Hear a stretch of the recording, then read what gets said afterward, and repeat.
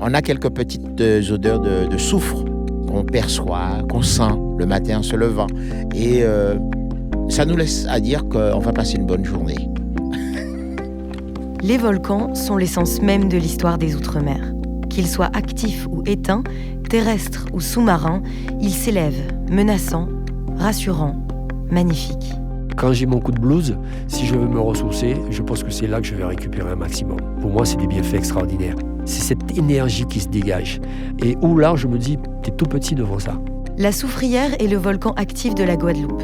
La journaliste Cécile Rémusat nous emmène à la découverte de ses fumerolles, de ses vapeurs de soufre et d'acide et de ses habitants.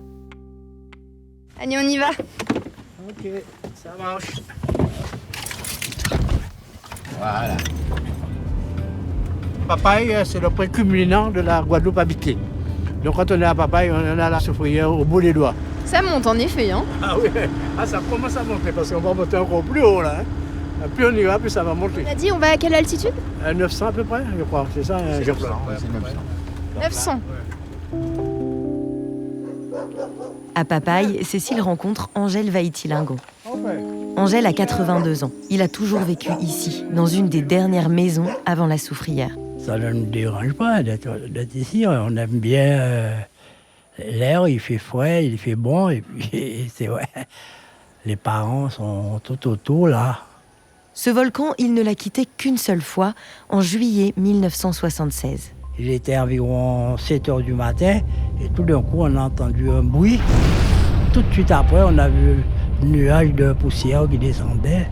Ça a recouvert tout, les arbres, les maisons, tout. C'était la nuit. On ne voyait plus rien. Et on avait 2 enfants tout petits. On a pris une valise, c'est tout. Et puis, avec les 2 enfants, on est parti. Dans l'urgence, 70 000 habitants de Basse-Terre ont été évacués. La région ne retrouvera jamais son dynamisme. Mais comme Angèle, nombre de ses habitants sont revenus. On ne peut pas vivre sans ce volcan. On a peur de toi, mais on ne va jamais te laisser tomber. On viendra toujours au pied du volcan. Si tu n'avais pas craché, on n'aurait pas eu ces sels minéraux. Merci d'avoir craché. Et tu nous dis quand est-ce que tu craches. Comme ça, nous, on ira se réfugier en grande terre. Mais on reviendra te voir, on ne va pas te laisser tomber. Pour mieux expliquer l'attachement de la population à son volcan, le guide local, Teddy, emmène Cécile à son sommet.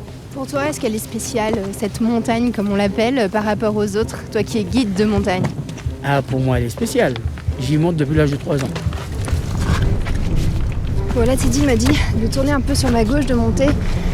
Oh là là, oh là là. Mais c'est incroyable. Il y a du jaune, du blanc, du orange, de la fumée. Teddy, on entend quoi? La pression qui sort. Elle sort d'où? Ah ben, des fins fonds de la terre. On dirait du vent, mais c'est un vent un peu étouffé. Tous les jours, des petits séismes montrent que le volcan est actif. S'il fait partie des volcans les plus surveillés au monde, les scientifiques ne craignent pas une éruption magmatique. Et la population continuera longtemps de profiter de ses bienfaits. La Soufrière, c'est un joyau, comme toute la Guadeloupe, donc prenons-en soin.